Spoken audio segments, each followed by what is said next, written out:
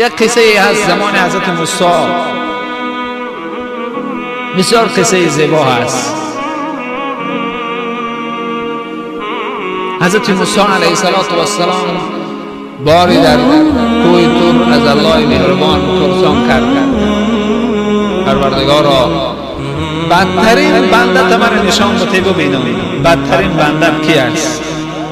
الله مهربان گفت موسی صبح بر وقت دهن دروازه شهر دبیس اولین شده کسی برآمد بدترین بنده من هست. حضرت موسی سحر بر وقت بعد از نماز پس دروازه ایستادند، نگاه کردند که اولین شده کی میبراید؟ یک موسفید کهنسال ریشش سفید،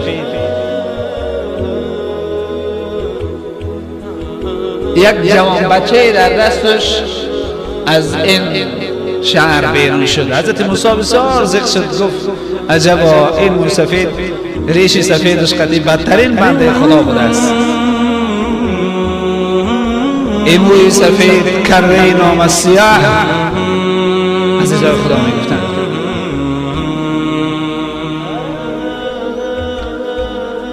حضرت موسی بسیار ذکر شد این موی سفید بیچاره چی گناهی کرده باشد، چقدر گناهی داشته بوده است که بدترین بنده خدا بوده است. و گو رفت گو خدایا بدترین بنده تا دیدم، بهترین بنده تا نشان بده. بهترین بنده کی است؟ گو بگا برو همون دهن دروازه شهر بیست. اخیران شده کسی داخل شد، بهترین بنده من همون هست. میدونی کی آمد برادرانی عزیز؟ آخران همون موسفید با همون پسر بچه. به به عجبا. حضرت موسی الهی گفتم بدترین نشان بوده امیر نشان دادی، بهترین نشان بوده همین انسان نشان دادی. حکمت چیست؟ حکمت در کجا هست؟ چرا این هم بدترین شده هم بهترین؟ الله مهربان گفت موسی میدانی ماجرا چیست؟ گفت الهی ماجرا رو تو میدانی.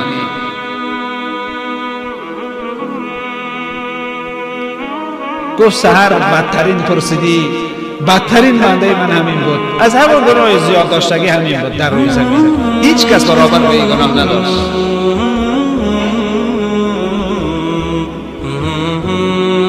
اما شاید گناه من شما از اون بیشتر باشد. در راه برآمد، پسر بچه‌ای در دستش دیدی؟ گفت بله دیدم.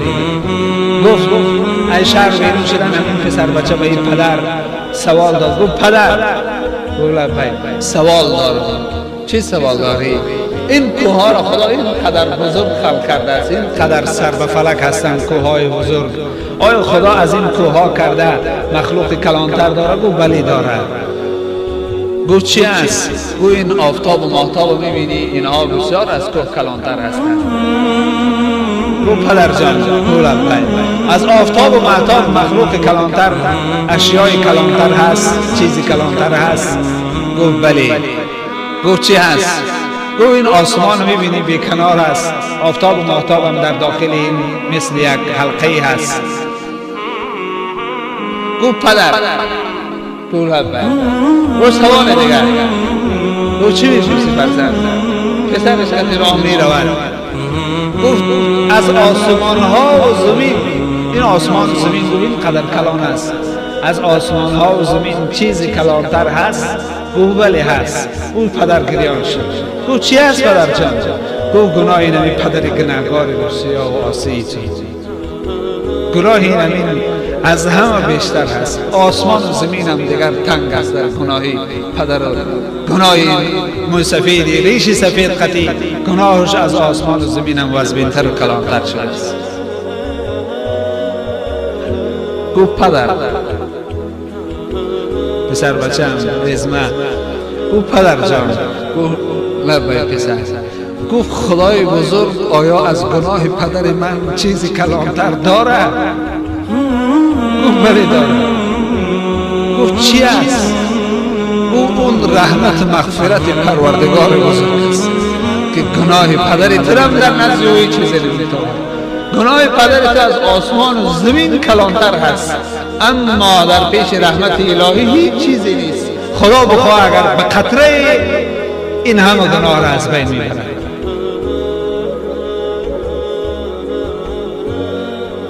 به یک توبه رود 100 ساله عصیان، بشوید جرم تو را بحر افران. او سفید این سخن گفت، گریان شد، از چشماش آب رفت.